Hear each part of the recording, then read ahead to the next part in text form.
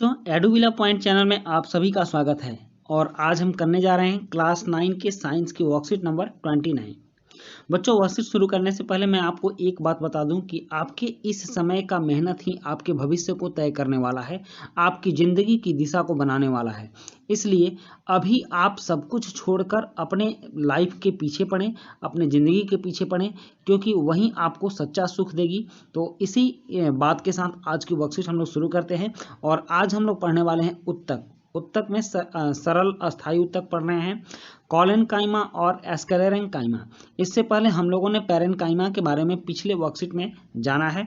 तो आज फिर ज्ञान पूछ रहा है अपनी जिज्ञासा दीदी से, पौधे इतने लचीले, कठोर एवं मजबूत कैसे होते हैं। कुछ पौधे लचीले होते हैं, कुछ बिल्कुल कठोर होते हैं, ऐसा कैसे होता है। तो जिज्ञासा दीदी बता रही है, ज्ञान, जैसा कि हमने जाना पादपों में पैरेनकाइमा के साथ साथ कॉलेनकाइमा और एस्केलेरेनकाइमा सरल अस्थायी उत्तक भी होते हैं। पैरेनकाइमा में हम लोगों ने पढ़ा था कि कुछ समय वृद्धि होने के बाद इसकी वृद्धि रुक जाती है और यह कठोर आवरण बना लेता है।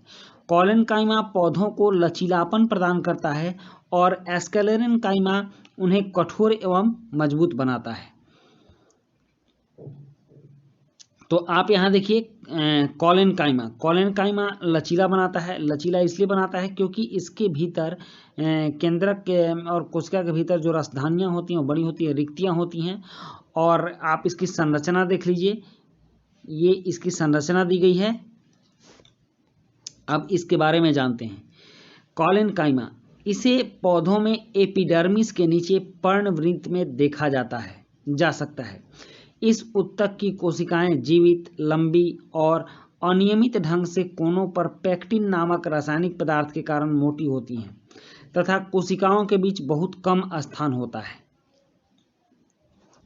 इसमें एक दूसरी कोशिकाओं के बीच बहुत कम स्थान होता है, जिसकी वजह से यह थोड़ी लचीली हो जाती है। और पौधों में लचीलेपन का गुण सरल अस्थायी उत्तक कॉलेनकाइमा के द्वारा ही होता है। और इसमें लचीलापन क्यों आता है? क्योंकि इसकी कोशिकाओं में कुछ कोशिकाओं के बीच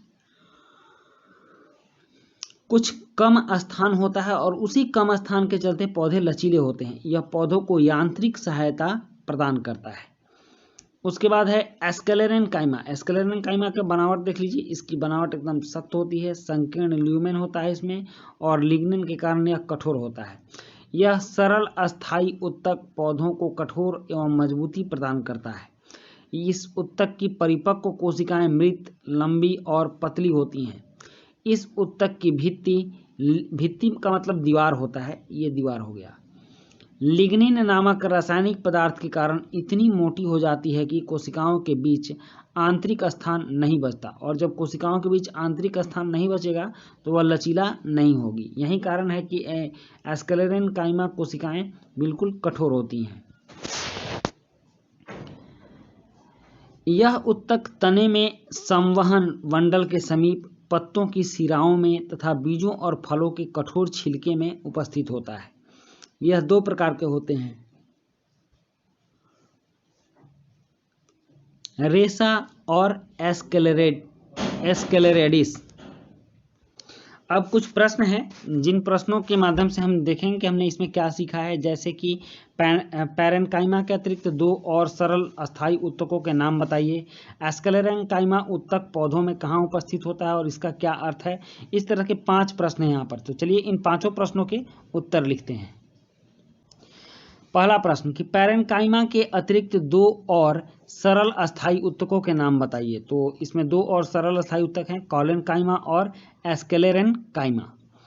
उसके बाद प्रश्न 2 है कि एस्केलेरेनकाइमा उत्तक पौधों में कहाँ उपस्थित होता है और इसका क्या कार्य होता है। तो इसका उत्तर है कि एस्केलेरेनकाइमा उत्तक पौधों में संवहन मंडल के समीप, पत्तों की सिराओं में तथा बीजों और फलों के कठोर छिलकों में उपस्थित होता है।